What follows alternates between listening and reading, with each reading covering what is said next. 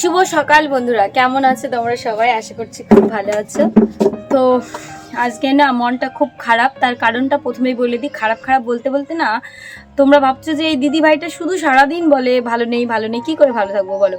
মেয়েটার শরীরটা ভালো নেই, মেয়েটার প্রচণ্ড পরিমাণে জ্বর, 103 জ্বর। সকালবেলা থেকে দৌড়াদৌড়ি করছি, সকালবেলা থেকে রান্না বান্না কিচ্ছু হয়নি।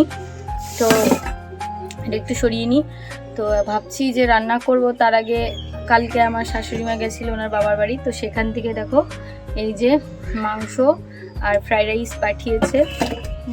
তো মানে যাই হোক, আমি কিন্তু ভিডিওতে কোনোদিনও আমার শ্বশুর শাশুড়ি নিয়ে পুরো ডাইরেক্ট কোনোদিন কিছু বলিনি। হয়তো কোনো কথা যেগুলো নীতি কথা বলে সেই কথাগুলো ওরকমভাবে বলি, কিন্তু ডাইরেক্ট কোনোদিনও ব্লেম করি না। তারপরেও কিন্তু আমার শুনতে হয় আমি নাকি অনেক কথা বলি। যাই হোক, আর একটা ব্লগ চ্যানেল করা মানে কতটা টাফ আর কতটা মানে ধৈর্য সহকারে সেখানে কি বলবো না বলবো হিসাব করে বলতে হয়। কারো ভিডিও সত্যিটাকেও সত্যি বলা যায় না, এরকমও কিছু আছে। তো আমি তো তেমন কিছু বলি না, তারপরেও কিন্তু অনেক কিছু শুনি। যাই হোক, আমি এগুলো বাদ দিয়ে দিই। মনে হয় না ফ্যামিলি কিসসা এই ইউটিউব ফেসবুক এসে বলাটা উচিত, কারণ এই জিনিসটা সবাই জানবে একদিন। কিন্তু সম্পর্কটা আবার কিছুদিন পরে মা বাবা এইগুলোর ক্ষেত্রে ঠিক হয়েই যায়। তার জন্য আমি কিন্তু সেভাবে কোনোদিনও বলি না। তারপরেও মেন কথা, না বলার পরেও কিন্তু মনে তো কষ্ট থাকে। সারাদিন যেই ক্যামেরার সামনে ভিডিওটা করি, তোমাদের সঙ্গে এত কথা বলি, এত শেয়ার করি, তোমরা তো আমার চেহারাটা থেকে বুঝবে। আর একটা এনার্জি লেভেল যেটা মন মানসিকতা থেকে আসে, যেটা তোমার মনের ভিতর চলছে সেটা তোমার ফেসে চলে আসে। তুমি যদি ভিতর থেকে না আনন্দিত হও, তোমার মুখের ভিতরও মনে হবে যে না আমি খুব ফুর্তি। আর যদি তুমি ভিতর থেকে কষ্ট পাও, তুমি যতই হাসিটা দেখানোর চেষ্টা করো না কেন, কিন্তু ওটা দেখা দেবে ফেক। তো এই হচ্ছে ব্যাপার, আমার ক্ষেত্রেও ঠিক তাই। তো আমি না কোনোদিনও ইউটিউবে এসে পুরো ডাইরেক্ট কারোর নামে কোনোদিনও দোষ দিইনি, জানো তো। কত রকমের কিছু হয়েছে, কোনোদিনও সেভাবে দোষ দিইনি। তো যাই হোক, যদি কেউ ভুল বোঝে তাতে তো কিছু করার নেই। তো চলো আজকে এখন থেকে ব্লগটা শুরু করছি। আর আমাকে তো সবসময়ের জন্য একটা দিদিভাই সাপোর্ট করে, সেটা হচ্ছে অনুপমা দি। ঠিক বললো, মানে বলতে পারো আমার ভগবানের মতো, আমার মাথার পর সবসময় তার হাতটা আছে। আর নতুন একটা বোন আমাকে খুঁজে পেয়েছে, খুব আনন্দ হয়েছে আমার, টুপা। তো আমি যখন ফার্স্ট পেমেন্ট পেয়েছিলাম, ওই বোনটা আমাকে বলেছিল, দিদি তুমি পেমেন্টটা পেলে মনে হচ্ছে আমি পেয়েছি। মানে কতটা ভালোবাসলে কাউকে এই কথাটা বলা যায়। নিজের মানুষরা তো অনেকেই আছে, অনেকেই ভালোবাসে, কিন্তু ক্ষতিটা করেও নিজের মানুষ, হিংসাটাও করে নিজের মানুষ। তো এই যে দেখো, কোনোদিনও রক্তের সম্পর্ক না, কত দূরে, হয়তো আমার সঙ্গে ফেস টু ফেস দেখাও হয়নি, কিন্তু আমার ভিডিওর থ্রুতে এই যে ভালোবাসাটা আমাকে প্রতিদিন কন্টিনিউ দেখছে, যে এতটা ভালোবাসছে, এটা তো আমার কাছে আলাদা একটা পাওনা, তাই না? তো ওই বোনটা কমেন্ট করেছে, বলছে দিদি আমার ফোনটা হারিয়ে গেছিলো, সেই ফোন মানে মানে ভেঙে গেছিলো কিংবা কোনো, আমি নতুন ফোন কিনে তোমাকে আর খুঁজেই পাচ্ছিলাম না। কারণ আমার চ্যানেলে যেহেতু রিচ খুবই ডাউন থাকে, যে কয়জন দেখে গুনে গুনে সে কয়জন কিন্তু প্রতিদিনই আমার ভিডিও দেখে। যদি এখানে আমি একটু ভিউজ পেতাম বন্ধুরা, তাহলে ঠিক তোমাদের ভালোবাসা পেতাম, যেরকম বড় চ্যানেল হয়। তো আমার না কপালটা খারাপ, নাসিবটা খারাপ। আমি শুধু চেষ্টাই করে যাই। মানুষ বলে না চেষ্টা করলে একদিন না একদিন উঠে দাঁড়াবে, ওটা একদম ভুল কথা। চেষ্টা তো আমি সেই 4 বছর ধরে করেই যাচ্ছি। আমার পিছনে কত মানুষ এসে তারা এগিয়ে চলে গেছে, বড় ক্রিয়েটারের একটা পদবি পেয়ে গেছে, আমি কিন্তু সেটা পাইনি, কারণ আমার নসিব খারাপ। কপালে যদি থাকে তাহলে সব কিছুই পাওয়া যায়, কপালে যদি না থাকে কিছুই মেলে না। তো এটা হচ্ছে কথা, আমার কপালটা এত খারাপ, যেদিকেই যাই অভাগা, যেদিকেই যাই সাগর শুকিয়ে যায়, বলে না সেটা। মানে নিজেকে এখন দোষ দিতে ইচ্ছা করে, কারণ আমি এরকমই। তো যাই হোক, দেখো সকাল সকাল এই যে, আর অনেক কথা বলে ফেললাম, 4 মিনিট অলরেডি হয়ে গেছে। এই যে দেখো মাংস, আর এই যে রাইস। তো চলো পিছন ক্যামেরা দিয়ে দেখাই। এখন আমি আমার বর খাবো, আর মেয়েটার তো জ্বর হয়েছে, তার জন্য ও আর খাবে না, একটু পরে ভাত রান্না করবো। আর খেতে চাই নাকি জ্বর হলে। তো চলো দেখো ফ্রাইড রাইস, আর এই যে মাংসটাকে একটু গরম করি, আর রাইসটাকে একটু হালকা গরম করি। কিন্তু এতে কি গরম করা যাবে? সকালবেলা থেকে মনটা খুব ব্যস্ত, একদমই কিছু ভালো লাগছিল না। মেয়েটার শরীর খারাপ হলে কিছু কি ভালো লাগে? তো তারপরে কিন্তু আজকে রান্নাবান্না করিনি, পরে গিয়ে মেয়েটাকে ডেকে এনেছি যে একটু হলেও খাক। তারপরে ওর একটু জ্বরটা কমেছে, এখন একটু ভাবলাম খাইয়ে দিই। তাহলে আরেকটু সুস্থ বোধ করবে, কারণ জ্বর হলে মুখে স্বাদ থাকে না, খেতেও ইচ্ছা করে না। তাই জন্য কিন্তু ওকে নিয়ে আসা। তো বসে পড়লাম দুজনে মিলে খেতে। মেয়েকে 2-3 গাল খাইয়েছি, তারপরে আমিও খেতে বসে গেলাম। আর এটা কিন্তু মামা বাড়ি থেকে পাঠিয়েছে, আগের দিন শাশুড়ি মা এনে আমাকে দিয়েছে। আমি বলেছি এখন খাবো না, রাত্রেবেলা তো রুটি করেছিলাম, তার জন্য বলেছি ফ্রিজে রেখে দিতে। তো সকালবেলা দিয়েছে, তাই আমি গরম করে নিলাম এটা। তো বন্ধুরা, সকালবেলা থেকে মেয়ের আবারও জ্বর, একদমই জ্বর কমেনি। রাত্রেবেলা তো ঘুমোতেই পারিনি, সারা রাত উড়ামুড়া করেছে। আর সকালবেলা উঠে কপালে হাত দিচ্ছি, এত জ্বর। তারপরে নিয়ে গেছি ডাক্তারের কাছে, ওখানে গিয়ে মেপে দেখি 103।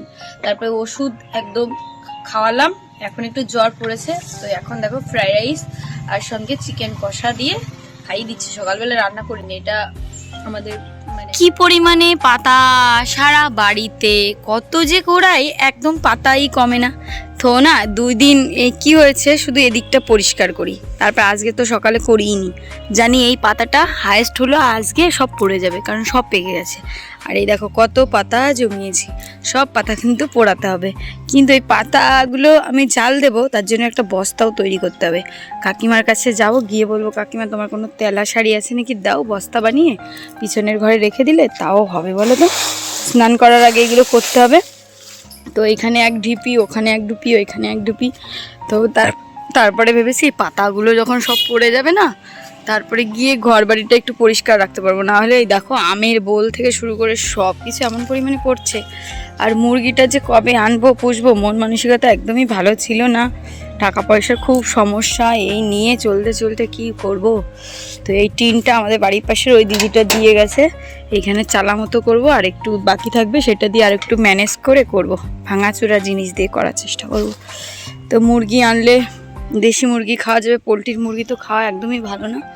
তো ভেবেছি আমার বরকে দিয়ে তুলাবো, এই টিনটা একটু ঠিক করতে হবে, সকালবেলা দিয়ে গেছে এই চালার উপর রাখার জন্য। যাই হোক চলো, একটু পরে আবার আসছি, অনেক কাজ আছে, মেয়েকে আবার ওষুধ খাওয়াতে হবে, জ্বর তো কমছেই না। বন্ধুরা গরম মানে ভালোই পড়ে গেছে, দেখো পাখা চালিয়েছি। আর এই যে এখন কাজকর্ম করবে, বাসন মাজতে হবে, মাছ কাটতে হবে।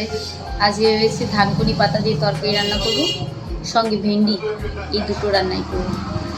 তো চলো পরে রান্না বান্না করার সময় দেখা হচ্ছে। অনেক কাজ, শুধু বসেই থাকতে ইচ্ছা করে, আর ভালো লাগে না। অনেকটা টাইম বসে বসে থেকে তারপরে ভাবলাম যে রান্না তো আমার করতেই হবে, তাই চলে এসেছি দেখো রান্না করতে। ওই যে কিছু পটল দিয়েছিল, কচি কচি পটল, ভাবলাম এইগুলোকে ভেজে ফেলি। আর এইগুলোকে যদি রেখে দিই এইগুলো আর থাকবে না, পুরো একদম শুটে যাবে, মানে নরম হয়ে যাবে। আর কিছু চই ঝাল এনেছিল, তো চই ঝালের গল্পটা আর কী বলবো, আমার বরের এত খেতে ইচ্ছা করছিল। একবার আমার মামা শ্বশুর চই ঝাল এনে দোকানের সামনে ফেলেছিল, ও দেখেছিল, তারপরে ওর খুব খেতে ইচ্ছা করছিল, সেই স্বাদটা আর মেটেনি।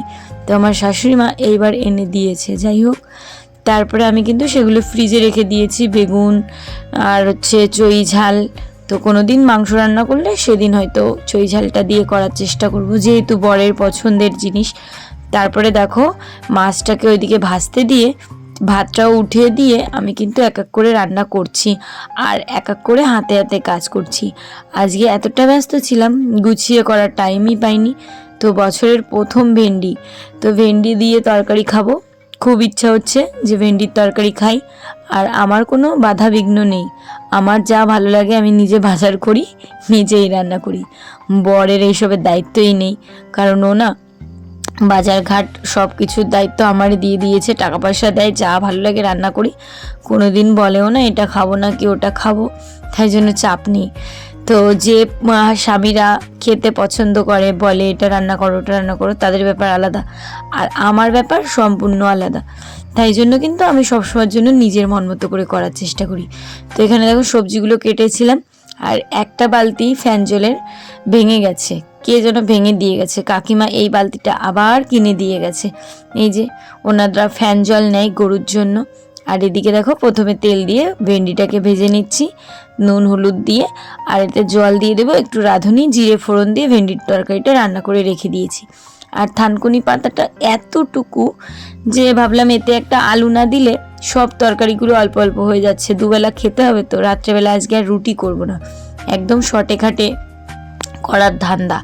আর তারপরে মেন কথা, এই একদম হালকা পাতলা রান্নার জন্য সেই জন্য কিন্তু আমি আর আজকে করিনি, উনুনে রান্না বসাইনি। জানি শাক পাতা ভেন্ডি এগুলো বেশি টাইম লাগবে না, তাই উনুনে আজকে যাইনি, ভালোও লাগছিল না। তারপরে কিন্তু রান্নাটার ঝোলটা বসিয়ে দিয়ে এদিকে দেখো বাসনগুলোও মাজতে চলে এসেছি। আর বাসনগুলো সেই সকালবেলার বাসন, মানে ভেবেছি যে রান্না করতে করতে সব ধুয়ে দেবো। এক এক করে কাজ গুছিয়ে নিয়ে বসলে একটা আলাদা টাইম লাগে, কিন্তু কাজের ফাঁকে ফাঁকে গ্যাসে রান্না চড়িয়ে দিয়ে জালটা কমিয়ে দিয়ে এইভাবেও কিন্তু রান্না করতে গেলে ভালোই সুবিধা হয়, মানে আমি এটা ম্যানেজ করতে পারি, অসুবিধা হয় না। তারপরে দেখো সব বাসনগুলো এই ফাঁকে ধুয়ে নিলাম। এখন বাসনগুলো রেখে দিই জল ঝরাতে, পরে তুলে রাখবো। আর এদিকে কিন্তু আমার তরকারির ঝোলটা একটু শুকিয়ে এসেছে, এটাকে ফোড়নে দেবো একটুখানি রসুন আর রাঁধুনি দিয়ে। তো আজকে ভেবেছিলাম আমি এই বাটাটা বাটবো, মানে কি বলে বাটা বলছি, এই থানকুনি পাতাটা বাটবো, কিন্তু মনে হলো না একটু তরকারি করি, তাই আজকে একদম অল্প কয়টা মাছ এনেছি, একটা তেলাপোনা 3-4টে বাটা, গড়ে ওই 30 টাকার মাছ এনেছি, বেশি একটা আনিনি। প্রতিদিন এত বেশি বেশি মাছ খেতে ভালো লাগে না। সেদিন এনেছিলাম একটা হচ্ছে বড় সাইজের মাছ, যেটা হচ্ছে গিয়ে পাঙাশ মাছ, সেটার অর্ধেক ফ্রিজে রয়েছে। তো পরপর এইভাবে মশলা খাওয়াটা তো উচিত হবে না, তাই কিন্তু করিনি। কত পাতা পড়েছে, এখন এইগুলো ঝাড় দিতে হবে রান্না করার পর। তো দেখো বন্ধুরা, চৈতালি কিন্তু বাড়িতে ছিল না একটা সপ্তাহ পরে বাড়ি এসছে। তো আমি গল্প করার ভিতরে একটু চৈতালির সঙ্গে গিয়ে করি, তো তেমন তো কারোর সঙ্গে বেশি একটা বা পাড়ায় যাওয়া হয় না, এই পাড়ার ভিতরই তো আমাদের বাড়ি, তো সবার সঙ্গে এমনি দেখা হয়ে যায়, আলাদা করে কারো কাছে যাওয়া লাগে না। তো চৈতালি আমার সঙ্গে একটু গল্প করতে এসে আমি কিছুটা টাইম বসে থেকে ওর সঙ্গে গল্প করে তারপরে কিন্তু আবারও কুড়ানো শুরু করে দিয়েছি। জানি রান্না বান্না হয়ে গেছে, আর এত পরিমাণে পাতা পড়ে তার জন্য কিন্তু পাতাগুলো এক জায়গায় জমিয়ে রেখেছি। কোনো একদিন এইগুলো দিয়ে উনুনে রান্না করব, আর বৃষ্টি হওয়ার আগে এগুলো তুলতে হবে, আর যদি বৃষ্টি হয় তাহলে তো এই পাতাগুলো সবই পচে যাবে, কোনো কাজেরই না। তো দেখো কত কিন্তু পাতা সংগ্রহ করে রেখেছি, এইগুলোর আবার খাটনি আছে। তো দেখো বন্ধুরা কতগুলো পাতা হয়েছে, আর পুরো উঠোনটা কিন্তু কুড়িয়ে নিলাম চৈতালির সঙ্গে গল্প করতে করতে। তো এখন আমি যাব বাড়িতে স্নান করব, তো চলো। এই যে বাসন মেজে রেখেছি রান্না বান্না সেরে, পরে দেখা হচ্ছে। দেখো বন্ধুরা, এই যে রান্না করেছি, এটা হচ্ছে থানকুনি পাতা দিয়ে আলু দিয়ে তরকারি। এবছরের প্রথম ভেন্ডি খাবো, মেয়েকে এইমাত্র খাইয়ে আসলাম, কারণ মেয়েটার এত জ্বর এসছে ও তরকারি দিয়ে খেলো না। আর সঙ্গে গাছের কচি পটল ভাজা, যেটা শাশুড়ি মা ওনার বাবার বাড়ি থেকে এনে দিয়েছে, মানে মামা বাড়ি। তো ভাবলাম পটলগুলো ভেজেই নিই, আর তোমাদের দাদাভাইও বসে পড়েছে খেতে। তারপরে কিন্তু মেয়েটাকে খাইয়ে আমরা দুজন মিলে চলে এসেছি স্নান করে খেতে এই বাড়িতে। তো এখন না টেবিলে বসেই খাই, বাইরে রোদ, তো সেই শীতের আমেজটা এখন আর পাই না, গরম পড়ে গেছে পুরো। আমাদের এখানে তো রীতিমতো ফ্যান চালাতে হচ্ছে, তাই জন্য দেখো তোমাদের দাদাভাই কিন্তু খালি গায়ে চলে এসেছে, যেটা আমার একদমই পছন্দ হয় না। তারপরে কিন্তু মেয়েকে নিয়ে একটুখানি শুয়ে থেকে ভাবলাম যে ডাক্তারের কাছে নিয়ে যাই, মেয়ের গায়ে হাত দেওয়া যাচ্ছে না, প্রচণ্ড পরিমাণে জ্বর, শরীর ভালো না থাকলে বাচ্চারা একদম, যে মেয়েটা সবসময় খেলাধুলা করে কোনো নেই। তারপরে কিন্তু দেখো আমি ওষুধ নিয়ে বাড়িতে এলাম, ওষুধটা এনে মেয়েকে খাইয়ে তারপরে কিন্তু ওকে বসিয়ে রেখে এসেছি ঘরে, যে একটু মোবাইল দেখলে দেখুক, কারণ পড়তে পারবে না। তো চলো বন্ধুরা, আজকের ব্লগটা এই পর্যন্ত রাখছি, কেমন লাগলো বলো, যদি ভালো লাগে লাইক করো, কমেন্ট করো, চ্যানেলটিকে সাবস্ক্রাইব করো, তোমাদের এই দিদিভাইটার পাশে থেকো, তোমরাও অনেক ভালো থেকো। সবাইকে টাটা, দেখা হচ্ছে সুন্দর ব্লগ নিয়ে।